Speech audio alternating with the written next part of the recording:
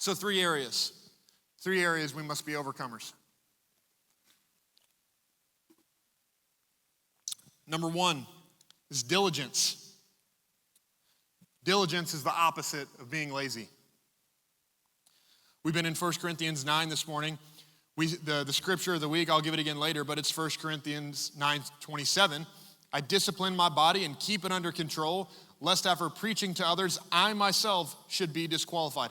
That's verse 9:27, okay? So I'm talking about diligence here, and now we're going to go to 9:24. We're going to use 9:24, we're going to use 9:25, we're going to use 9:26, this whole passage of scripture, to make 3 points about what it means to be an overcomer.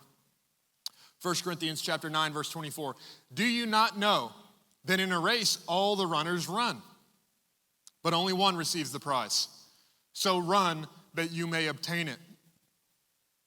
Run to win, right? And like that, maybe you're not I know we got lots of competitors in here. Maybe you're not a competitor. Maybe you don't like to be pushed to win. What Paul is talking about, by the way, just a little piece of history here. I won't go long on this, but a little piece of history here. Where Paul's in Corinthians, he's speaking to this group of people called the Isthmians. And the Isthmian games, we don't have them anymore, but they were Greek games like the Olympic Games. And in the Olympic Games, which are going on right now, we have first, second, and third. Gold, silver, and bronze. In the Isthmian Games, they didn't do that. They thought it was silly. They said there's one winner, right? Second is first loser, if you had one of those kind of coaches, right? So in the Isthmian Games, they only had one winner. And so Paul is speaking to a bunch of people that understand what he's talking about. You better run to win this race. And by the way, just a cool piece of history, has nothing to do with the message, but when the first time I read about this, I thought it was so awesome. In the Isthmian Games, right, when someone would win, and by the way, to compete in the games, you had to come and live with all the other athletes for 30 days. Well, one, you had to sign up a year in advance, prove that you were training. You'd get tested when you signed up. You'd get tested again. And 30 days prior to the games, all the athletes would live together and train together every day until the competition. And then, if you're the one man who wins, this is so cool. If you're the one man who wins, this was one of the ceremonies that the winners of the Isthmian Games would do. When you went home to your town, your village, wherever you lived, the keeper of the town probably didn't like this, but the winner did. They would tear a hole in the wall of the city, a man-sized hole, and instead of bringing you back through the gates, you would walk through the hole in the wall of the city. And the reason for that was, the meaning was, a town that possesses such a man has no need for fortified walls. It's what they would say about the man who would win, right? And this is the heart to be an overcomer. And so Paul is saying you've got to run to win. If you've ever competed before in life, in business, in anything you've ever competed in before, sometimes you get tripped up. Sometimes you step in a pothole. Sometimes it just doesn't work the way that you thought it should work. And if you have an expectation that everyone will just slow down for you, you're delusioned. You are an amateur competitor. Professional competitors don't say, well, I'm going to win the gold today as long as the sun's at my back and there's a slight tailwind, and if the track is just like 0.5 degrees downhill, this will be a good day for me because I woke up feeling good. So these are like my preset conditions. I'll try not to be too misogynistic in this, but one of the memories that I'll keep for forever from the SEAL teams was when they took a bunch of female CrossFit athletes out to SEAL training. And these were girls who were better than me in a workout. Could not beat this was, I won't name their names, but this was from like the 2010s. These were some of the top competitors from the Invictus gym in San Diego. These girls could run circles around me in a workout, which is like embarrassing, but also the second part of the story is better. Could run circles around me in a workout. We did a day of SEAL training, right? Getting them cold, making them fail. Failing's fun, right? Making them fail, making them get covered in sand, run around, do lunges all day. And then we put them on the obstacle course at the end of the day. And not one of these girls could complete it. I ran a 10-minute obstacle course on Thursday of Hell Week. These girls are way better athletes than me. Even in and I love CrossFit, and the SEALs had a hand in creating CrossFit. One of the things I just took away from that is these are competitors who are, I'll give you my best when I have my Gatorade. I'll give you my best when I can get my pre-warm-up stretch routine, and I get my kinesiology tape, and I can use my Theragun, and whatever, all this other kind of stuff. I'll just hold my derogatory tongue right now. All these things that are non-beneficial in my mind. What type of competitor are you? Will you only win when you get everything handed to you? Or are you someone that, you know what? The odds have been set against me in this condition. There's wind in my face. Good. This is a great opportunity for me to grow. I'm going to run to win anyways. You know, a lot of people, they don't even run, they only will run to win. And where it says run to win, like think about your level of effort, how hard you try. There was a guy, I thought this was the worst attitude ever. There was a guy at SEAL Team 3. I watched him raw squat 600 pounds, walk right out of the gym and run a sub 6-minute mile. I've never met such an athlete as this guy. And the only reason he didn't compete in the CrossFit Games is because at the time, Rich Froning was the best athlete, and he had been head-to-head with Rich multiple times and knew he couldn't beat him. He'd be second place, 100%. And honestly, I'd never met or seen Rich compete, but I didn't know a human that could do what I'd seen this guy do. And what a poor attitude that you would say, you know, since I don't think I can win, I won't even try. Wherever you're at in your race, run to win. You've got to get up in the morning. Like if you really want to win at something, if you want to be great at something, not just a 400-meter run, but your business, your life, your marriage, you got to wake up every day and say, today is the day. Today is the day that God has given me to grow. I will run with all that I have. Run to win is about so much of an attitude. And laziness is an identity issue, right? This is diligence, which is the opposite of laziness. You've got to get up and say, I have a destiny on my life. People are lazy because they say, you know what? I might as well not even try because I don't think it's going to work out for me. Or people are lazy because, well, I just don't think I'm good enough. I'm not the type of person that's really a winner. It's probably just better for me that I just like hold on to what I got and be comfortable. No, press yourself, push. Paul was a man who had all of this disqualification early in his life, as you would think, to advance the kingdom of God. He was murdering Christians. And God said, I'm going to flip the script on your life. You're going to change everyone. You're going to go from town to town to town where people hated you, where you killed people, and you're going to be the one who advances my gospel. I will take what is a far worse situation to start from. Everyone's on the starting line. Paul's 10 miles back, and he says, I'm going to run anyways. And so this is the first thing that you need to have in the heart of being an overcomer, of a heart of diligence. I'll just keep pressing. One day I will get there. And I won't just run for my participation trophy. I won't just run so people say, like, oh, well, you know, Garrett tried real hard. We could all tell that he tried. You know, he got to the finish line and threw himself down, and he was out of breath. Don't run for effort. Don't run so that people would look at you and see that you ran hard. Actually run to win. You know what you'll do when you're running to win? I watched this in guys going through SEAL training. David Goggins talks about this where people don't really like push into their deepest level of effort. So many people, days into Hell Week, they were holding something back. And the instructors can tell. When you've been through this, you can see it in somebody when there's more in them than what they have, and they won't give all that they have. People who are really running to win, and this is the test of what Hell Week is not about how good of an athlete you are. Hell Week is, will you run until you die? Will you go all the way? Because many people will run until they think, well, I'm getting close to maybe dying and I should stop now, right? I'll preserve myself. And if you're really a run to win type of person, you're not holding anything back. You're not preserving anything in your life, right? Even think about your emotional effort and your level of exhaustion in your life, in your marriage. Well, let me just make sure I hold a little bit back in case this gets worse. What kind of faith is that? Give all that you have. Right? Come out running and keep running in your life. This is what it means to be diligent. I'll go on. One more thing, actually,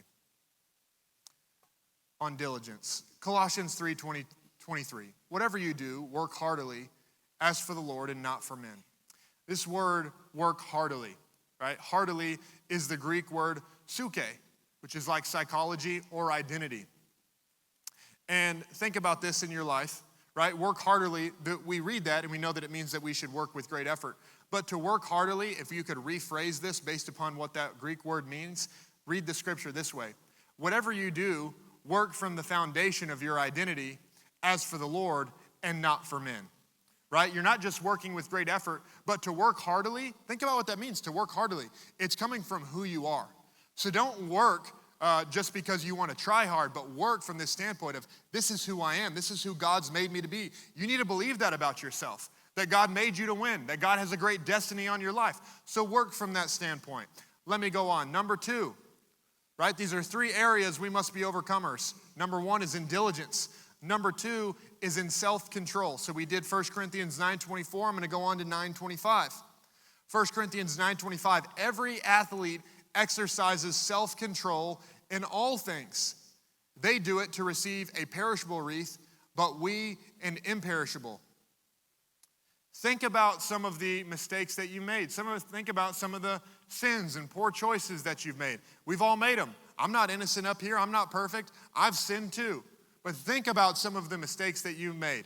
Every athlete exercises self-control in all things. If you'll have that attitude, you know what you're saying is like, you know what? I got an ankle injury, right? Like my ankle's swollen up. Maybe you have a propensity for greed.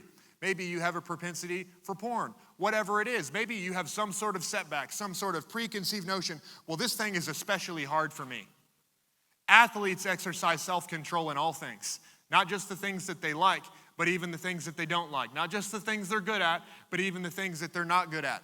Don't let it become a part of your identity that you think like you have like this preconception to fall prey to some sort of trap. That's not the way that God made you.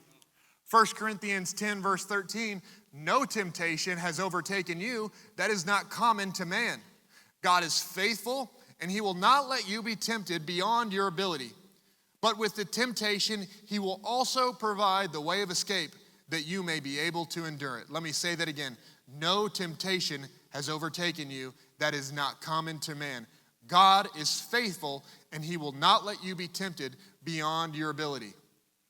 If you want to run to win, if you want to be an overcomer, you've got to have self-control. And that's not like you just like flex at life and be like, I have self-control. You've got to start with this identity change that God has made me this way. Because you know why you fall prey to sin? It's you've been listening to shame for too long and saying, see, you're going to do it again. You did it yesterday. It's okay. It's just who you are. That's what the voice of the enemy sounds like. That's what the voice of shame sounds like. That's what the identity of a slave sounds like. It's just who you are. You're not slaves, you're sons. God has made you. God has a destiny on your life. And even when you screwed up, even when you were in the far country, he just wants you to come home, put the robe on your back, put the ring on your finger, and be who God has called you to be. Pastor Keith sent me this leadershipology specifically for this. He wanted you guys to hear this, and I love this. The biggest thing you will ever have to conquer are those things that can conquer you. Think about the things that have beat you down in life. Think about the things that you've fallen prey to, right? It's not the things that are easy for you to conquer. The things that have conquered you, that's your test to pass, right? So let me say it again. The biggest things you will ever have to conquer are those things that can conquer you. This is the greatness of self-control. Any excuse you accept as to why you can't control yourself is for you to say you are subject to that thing. Here's like level 1 of self-control. I'm choosing this. How about the next time you start to look at porn and you open it up on your screen, I want you to say to yourself, I'm choosing this. Because when you've fallen into that trap, whatever the lie is, whatever trap you fall into, you feel like, oh, it just happened. I just fell into it. My old youth pastor, one of Pastor Keith's first disciples, he's with the Lord now. He used to joke all the time, because he was a youth pastor, and he was, I think, the best youth pastor of all time. He would joke all the time about people like as a teenager, you'd be like, oh, we had sex, it was an accident. He would say like, oh, so you slipped on a banana peel and your pants flew off and you just like landed and it just went in. It's no accident. You chose it. And understand that's what self-control is. Self-control is you saying, you know what, I'm choosing this. So why don't you just be a man the next time you choose to walk down a dark road and say, you know what, I'm choosing this. But if you'll man up to that and say, you know what, I have responsibility. God is sovereign. God is owner of it all. God made you. He breathed you into existence, and he can blink you out of existence. But you know what he did when he made you? He gave you self-control. God made man responsible. So the first thing he did is he put Adam in the garden, and he said, Adam, you keep it. This garden that you have, you do something with it. That's what God did with you. That's what God did with your body. That's what he did with your life. He said, you keep it, Alan. It's yours. What are you going to do with it? That's what self-control is about. You taking ownership and responsibility for what God's given you. And when you have a heart to serve the Lord, when you want to be an overcomer, I promise if you'll stand on this and say, you know what, I'm choosing this, I'm responsible in this situation, you'll grow up. You'll go on to the next thing, and you'll quit like one of my favorite scenes in The Matrix, where Neo doesn't like the fact that he's being told what to do. And they open the door for him. They say, here's the door. You can leave. And Trinity whispers in his ear, she says, Neo, don't do it. You've been down that road. You know what's at the end of that path, right? And when you'll take responsibility for your life and understand the identity, understand the destiny that God has on your life, you'll quit going down that road. You'll realize what's down there because you've been there before. And it's time to stay on the path. It's time to keep marching forward. We've got to have self-control and be overcomers so that we won't be disqualified in our lives. Let me go on to the last thing. So we need to be diligent. We need to have self-control. And the third area, we need to be overcomers, right? I use 9:24, 9:25, and here's 9:26. 1 Corinthians chapter 9 in itself is just an entire message. And these last 4 verses of 9:27 is the message this morning. 1 Corinthians 9:26, so I do not run aimlessly, I do not box as one beating the air. The third point, you've got to have diligence, you've got to have self-control, and you need to run with purpose. You need to run with intentionality. I do not run aimlessly. That's what Paul's saying. I do not box as one beating the air. Let everything you do in your life be done with purpose. Think about the areas of your life where you're putting effort in. Whatever it is, you're in, some relationships that you have, a business you're trying to start, a job that you're in, whatever it is. Are you just shadow boxing? This is what Paul's saying. Paul's saying, I don't do that stuff. I don't fool around with my effort. Everything that I do, every time I go to the gym, and Paul's speaking figuratively, every time I go to the gym, everything is in preparation for the thing. What is the thing with your life?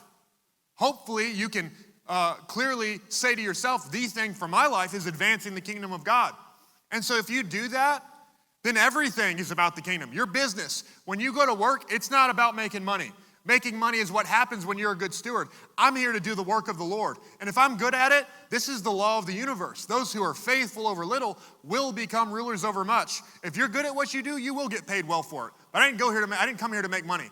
I came here because this is what God's put in my hand. I came here because I want to advance the kingdom, and I'm going to do well with it. I'm going to train really hard. You know who I wouldn't want to fight? I wouldn't want to fight some guy like Paul. There's a lot of guys I'd love to fight. I'd love to fight a guy that thinks he's fighting for money. Right? If that's what it's all about for you, just this one thing, then that means there's a point where it's not worth it. Because nobody will die for money. Doesn't matter if it's $1 trillion. Would you die for $1 trillion?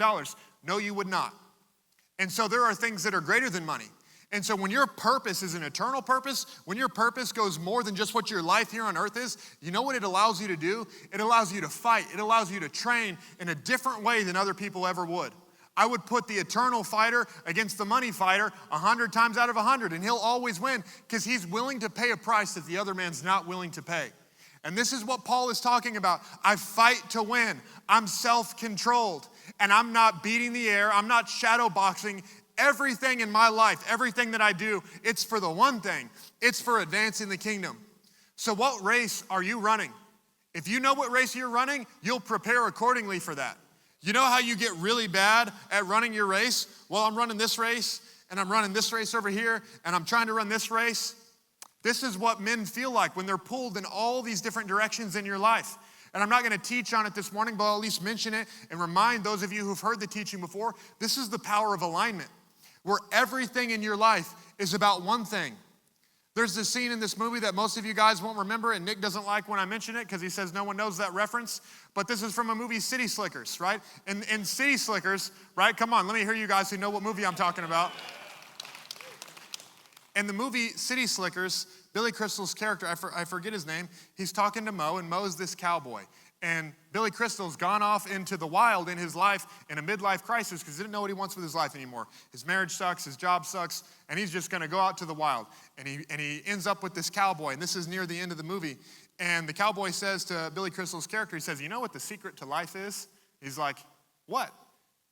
And the cowboy holds up his finger, and Billy Crystal goes, what, your finger? That's how Billy Crystal talks. He says, no, one thing. And the cowboy says, I'm just a cowboy. And he goes on to say, and this is where the delusion starts, and I'll fix it for you. But he says, well, I'm not married. I don't have a business. This, what you see out here, this horse, my weapon, my rope, these cattle, that's all I do. This is my one thing. And he says to Billy Crystal's character, he says, you got to figure out what your one thing is. And so this is half of the real story of alignment, right? What becomes romantic in that moment, and this is where a lot of people are like, man, I just want to get out of the city and go have a farm and just do me and my family. There's nothing wrong with that.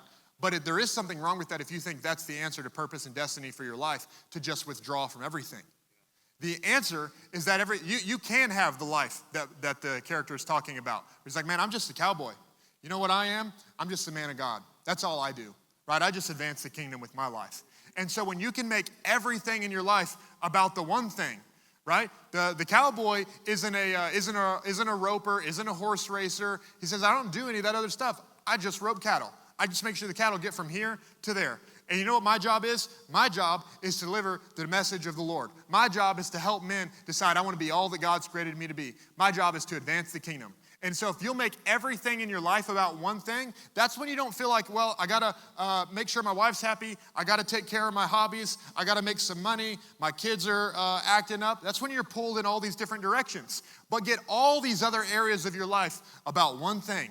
And this is what Paul's talking about. I don't shadow box. I'm not messing around. I'm not fooling with this other stuff.